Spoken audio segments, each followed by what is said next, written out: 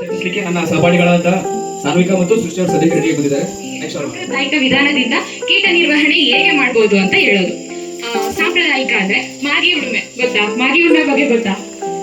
ಮಾಗಿ ಉಳುಮೆ ಅಂದ್ರೆ ಬೇಸಿಗೆ ಸಮಯದಲ್ಲಿ ಉಳುಮೆ ಮಾಡಿಬಿಟ್ಟು ಹೂವಿನ ಬಿಸಿಲು ಬಿಡೋದು, ಉಳುಮೆ ಮಾಡಿ ಬಿಡೋದು. ಉಳುಮೆ ಮಾಡಿ ಬಿಸಿಲು ಬಿಟ್ಟಾಗ ಒಳಗೆ ಇರುವಂತಹ ಹುಳುಗಳು ಏನೇ ಆಗಲಿ, ಮರಿ ಹುಳುಗಳು, ಅದು ಭೂಮಿಗೆ ಮೇಲೆ ಬಂದು ಎಕ್ಸ್ಪೋಸ್ ಅಂದ್ರೆ ಸೂರ್ಯ ಕಿರಣಗಳಿಗೆ ಎಕ್ಸ್ಪೋಸ್ ಆಗುತ್ತೆ. ಅದರಿಂದ ಅವು ಅಲ್ಲೇ ನಾಶ ಆಗುವಂತಹ ಫಲವತ್ತತೆ ಕಡಿಮೆ ಆಗುತ್ತೆ. ಅದರಿಂದ ಮತ್ತೆ ಅದಕ್ಕೆ ನಾವೇನು ಅನುಸರಿಸಬೇಕಂದ್ರೆ ರಾಗಿ ಆದ್ಮೇಲೆ ಯಾವ್ದನ್ನ ಧಾನ್ಯಗಳು ಹಾಕೋದು. ಈಗ ಕಡಲೆ, ತೊಗರಿ ಆತರ ಯಾವ್ದನ್ನ ಬೆಳೆಯೋದು. ಒಂದೇ ಸರಿ ರಾಗಿನೇ ವರ್ಷದ ಪೂರ್ತಿ ಬೆಳೆಯೋದಲ್ಲ. ಆತರ ಬೆಳೆಯೋದ್ರಿಂದ ರಾಗಿಗೆ ಅದರದೇ ಆದಂತಹ ಕೀಟಗಳಿರ್ತಾವಲ್ಲ, ಅವು ಹಂಗೆ ಭೂಮಿಯಲ್ಲಿ ಉಳ್ಕೊಳ್ಳುತ್ತೆ. ಮತ್ತೆ ರಾಗಿನೇ ಬೆಳೆದಾಗ ಅದಿನ್ನೂ ಹೆಚ್ಚು ಸಂಖ್ಯೆಯಲ್ಲಿ ಬೆಳೆಯುತ್ತೆ. ಸೊ ಅದರಿಂದ ಇವಾಗ ಬೇರೆ ಬೆಳೆ ಹಾಕಿದ್ರೆ ಅಲ್ಲಿ ಅದಕ್ಕೆ ಅಷ್ಟು ಮಾತ್ರ ಹೋಸ್ಟ್ ಅದಾಗಿರಲ್ಲ, ಧಾನ್ಯಗಳಿಗೆ ಅದು ಎಫೆಕ್ಟ್ ಮಾಡಲ್ಲ. ಅದರಿಂದ ಧಾನ್ಯ ಬೆಳೆದಿದ್ದ ಕಾರಣ ಅದಲ್ಲೇ ಸತ್ತೋಗುತ್ತೆ. ಮತ್ತೆ ಅದು ನಿರ್ವಹಣೆ ಆಗುತ್ತೆ. ಮತ್ತೆ ರಾಗಿ ಒಂದು ಧಾನ್ಯ ಆದ್ಮೇಲೆ ಮತ್ತೆ ನೀವು ರಾಗಿ ಬೆಳ್ಕೋಬಹುದು. ಇದರಿಂದ ನಿರ್ವಹಣೆ ಮಾಡಬಹುದು. ಮತ್ತೆ ಇನ್ನೇನು ಹೊಸ ತಳಿಗಳು ಬೆಳೆಯೋದು. ಇವಾಗ ನಿಮ್ಗೆ ರೆಸಿಸ್ಟೆಂಟ್ ವೆರೈಟೀಸ್ ಅಂತ ಗೊತ್ತಿರುತ್ತೆ.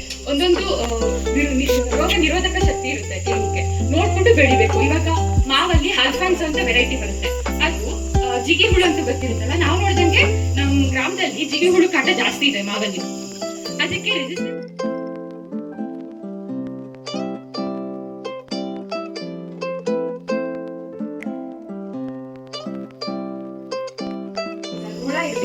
ಬದುಕು ಕೆಪಾಸಿಟಿನೆಲ್ಲ ಕಡಿಮೆ ಮಾಡುತ್ತೆ ಈ ಬೇವಿನ ಕಷಾಯ. ಅದನ್ನ ನೀವೇ ಮಾಡ್ಕೋಬಹುದು. ಅಂದ್ರೆ ಇವಾಗ ಆಯ್ಕೆಯಲ್ಲಿ ಅಲ್ಲಿ ಇಲ್ಲಿ ಸಿಗುತ್ತೆ, ಬಟ್ ಯೂಶಲ್ ಆಗಿ ನೀವು ಮನೆಯಲ್ಲೇ ಮಾಡ್ಕೋಬಹುದು. ಬೀಜ ಅಂದ್ರೆ ಬೇವಿನ ಮರದ ಅಂದ್ರೆ ಬೀಜದಿಂದಾನೇ ಮಾಡ್ಕೋಬಹುದು. ಹೆಂಗೆ ಅಂದ್ರೆ ಬೇವಿನ ಮರದ ಕೆಳಗೆ ಬೀಜ ಸಂಗ್ರಹಣೆ ಮಾಡಬೇಕು. ಮೇಜರಾಗಿ ಜಾಸ್ತಿ ಅಂದ್ರೆ ಜೂನ್ ಜುಲೈ ಸಿಗುತ್ತೆ ನಿಮ್ಗೆ ಹೆಚ್ಚು. ಅದನ್ನ ನೀಟಾಗಿ ಒಣಗಿಸ್ಬೇಕು.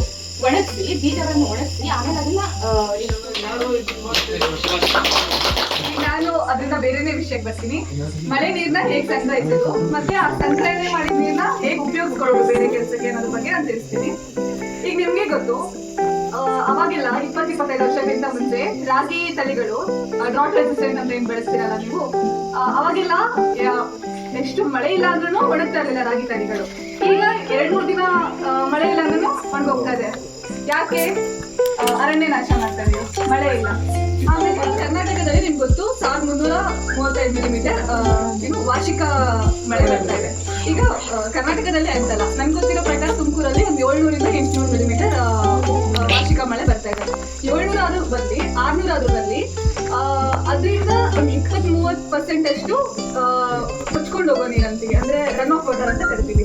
ಈ ಮಳೆ ಬಂದಿದ್ದು ಸಮುದ್ರಕ್ಕೆ ರೀಚ್ ಆಗುತ್ತಲ್ಲ, ಆ ನೀರ್ನ ರನ್ ಆಫ್ ವಾಟರ್ ಅಂತ ಕೊಚ್ಕೊಂಡು ಹೋಗೋ ನೀರು. ಆ ಕೊಚ್ಕೊಂಡು ಹೋಗೋ ನೀರಲ್ಲಿ ಬದುಗಳು ಮಾಡ್ತೀವಿ.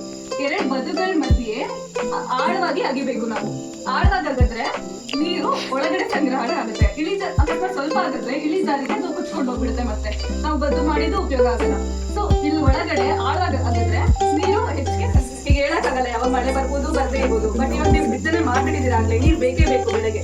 ಆಗ ಏನ್ ಮಾಡಕ್ಕಾಗುತ್ತೆ? ಸೊ ಮುಂಚಿತವಾಗೇನೆ ನೀವು ಈ ತರ ಸಂಗ್ರಹಣೆ ಮಾಡಿದ್ರೆ ಇನ್ನೊಂದು ಕಾಲ ಇತ್ತು, ಈ ತರ ಮಾಡ್ಲಿಲ್ಲ ಅಂದ್ರೆ ನಡೀತಿತ್ತು. ಈಗ ಯಾಕಂದ್ರೆ ಭೂಮಿ ಬಗದು ನಾವು ತಿನ್ನುವಷ್ಟೇ ಅಷ್ಟೊಂದು ವಿಕಾರವಾಗಿರ್ಲಿಲ್ಲ. ಹೆಚ್ಚು ಕಡಿಮೆ ಈಗಿನ ಪರಿಸ್ಥಿತಿ ನೋಡಿದ್ರೆ ಭೂಮಿ ಬಗೀತಿದ್ವಿ ನಾವು. ಇದ್ರಲ್ಲಿ ಸ್ವಲ್ಪ ತಿಳಿದವರಾದ್ರೂ ನಾವು ಸ್ವಲ್ಪ ತಿಳ್ಕೊಂಡಿದ್ರ ಬಗ್ಗೆ ಸಾಗರ ಕೂಡ ಹೇಳ್ಕೊಡೋ ಶಕ್ತಿ ಇಲ್ಲ.